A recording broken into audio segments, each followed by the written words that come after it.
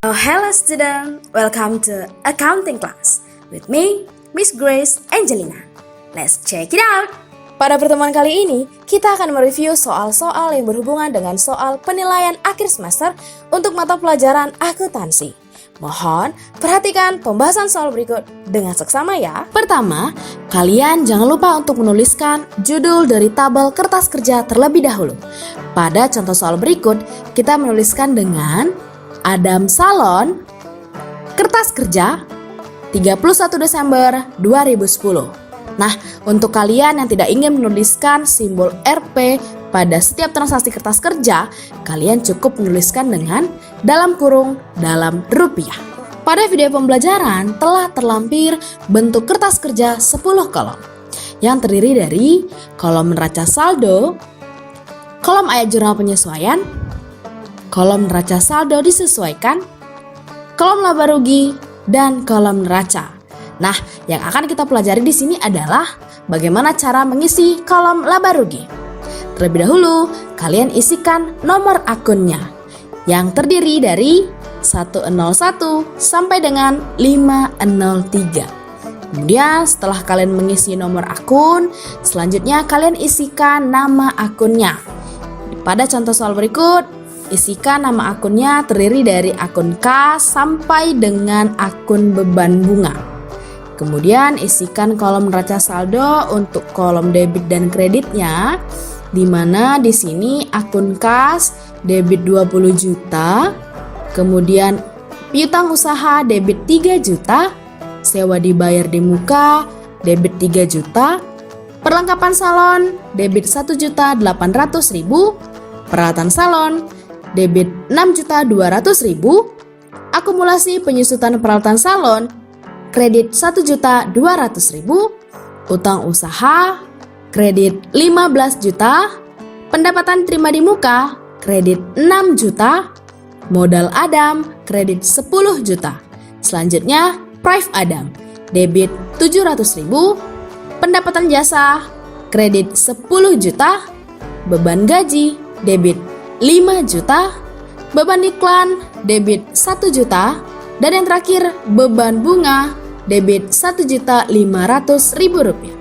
Nah, untuk jumlahnya, kalian tuliskan dengan di debit 42.200.000 dan di kredit 42.200.000. Artinya, pencatatan neraca saldo sudah dilakukan dengan benar. Selanjutnya, kita mengisi kolom ayat jurnal penyesuaian.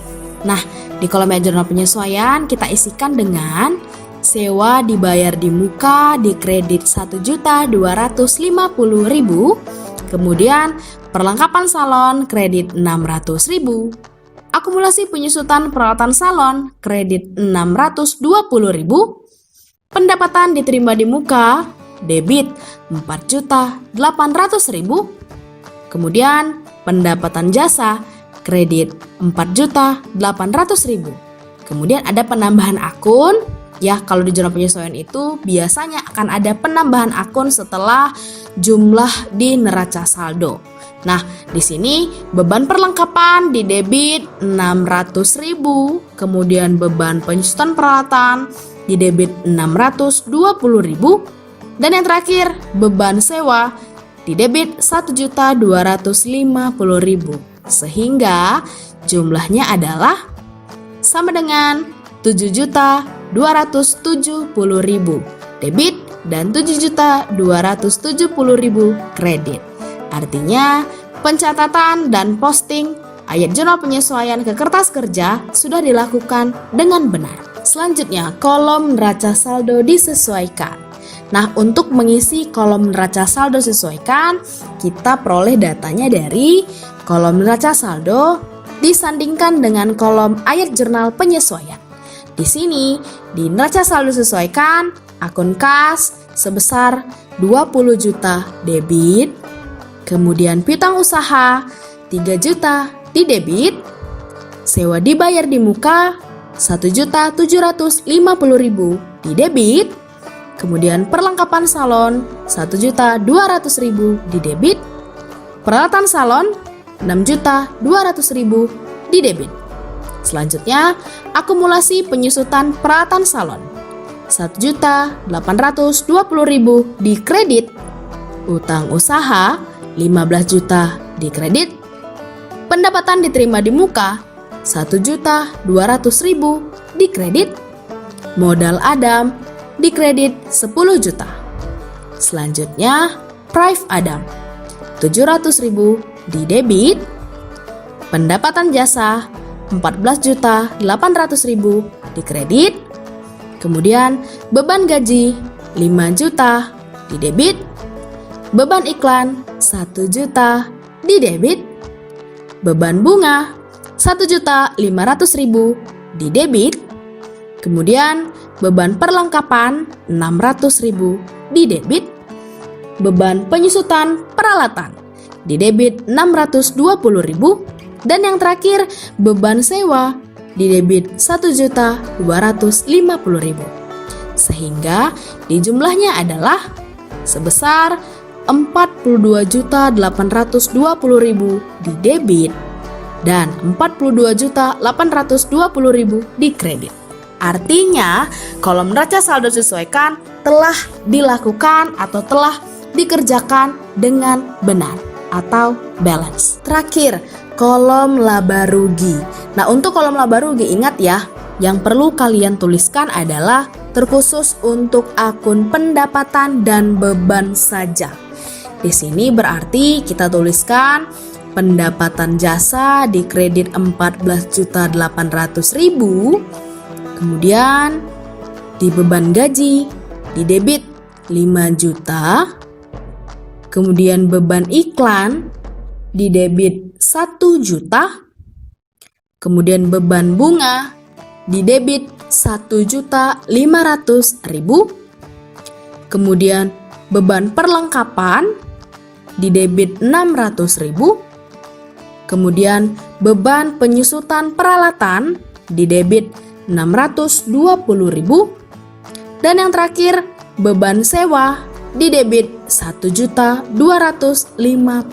Kemudian kita totalkan kolom debit untuk laba rugi, yaitu sebesar 9.970.000. Kemudian kolom kreditnya sebesar 14.800.000. Nah, untuk kolom laba rugi dan neraca memang untuk jumlah tidak akan seimbang. Ketidakseimbangan inilah yang menunjukkan bahwa perusahaan memperoleh laba atau rugi. Pada contoh soal berikut, ya, kolom kredit lebih besar daripada kolom debit. Artinya perusahaan memperoleh laba. Sebaliknya, ketika kolom debit pada laba rugi lebih besar jumlahnya daripada kolom kredit, berarti perusahaan memperoleh rugi. Nah, pada contoh soal berikut, laba yang diperoleh yaitu sebesar 4.830.000.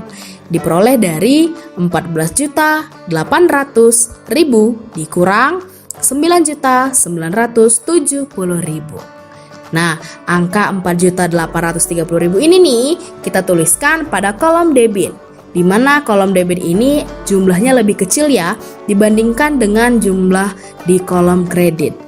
Nah, ketika sudah dituliskan angka 4.830.000 di debit, maka total akhirnya menjadi balance, yaitu di kolom debit laba rugi 14.800.000 dan di kolom kredit 14.800.000. Selanjutnya, kita lakukan pengisian untuk kolom neraca. Nah, untuk kolom neraca nih isinya yaitu kolom akun harta, utang, modal, dan prive. Jika ada ya. Nah, di sini kas sebesar 20 juta. Ingat ya, lihatnya itu dari kolom neraca saldo disesuaikan. Kemudian piutang usaha debit 3 juta. Kemudian iklan dibayar di muka debit 1.750.000. Kemudian perlengkapan kantor debit sebesar 1.200.000. Peralatan kantor debit 6.200.000. Dan yang terakhir, Prive Adam sebesar 700.000 di debit. Kemudian kita isikan kolom kreditnya. dengan akumulasi penyusutan peralatan kantor sebesar 1.820.000, kemudian utang usaha sebesar 15 juta, kemudian pendapatan diterima di muka 1.200.000, dan yang terakhir modal Adam sebesar 10 juta rupiah. Nah, setelah itu kita hitungkan total debitnya berapa dan total kreditnya berapa. Nah, di sini debitnya itu sebesar 32.850.000 debit dan di kreditnya sebesar 28.020.000. Lagi-lagi terdapat selisih ya. Nah, untuk selisihnya yaitu sebesar 4.830.000. Nah, untuk menentukan nih kolom laba rugi dan neraca kalian itu sudah dilakukan benar atau tidak, kalian bisa tentukan dari hasil selisih ya yang terdapat di kolom laba rugi dan kolom neraca. Nah, jadi kalian bisa lihat nih sudah benar atau tidak pencatatan di kolom laba rugi dan kolom neraca pada kertas kerja. Lihat dengan hasil selisihnya itu sebesar 4.830.000. Nah, untuk neraca karena kolom debit itu lebih besar angkanya daripada kolom kredit, maka selisihnya kita tuliskan di kolom kredit. Sehingga setelah kita tuliskan selisih di sini, maka total akhirnya menjadi sama, yaitu di debit 32.850.000 dan di kredit juga demikian, 32.850.000. Nah, hasil selisih dari kolom laba rugi dan neraca ini menandakan bahwa meraih laba atau untung sebesar Rp4.830.000. Sekian pembahasan kali ini tentang review soal-soal penilaian akhir semester. Sekarang, lanjutkan kerjakan latihan yang sudah di-share di Edmodo di kelas masing-masing ya. Tetap semangat dan sampai jumpa!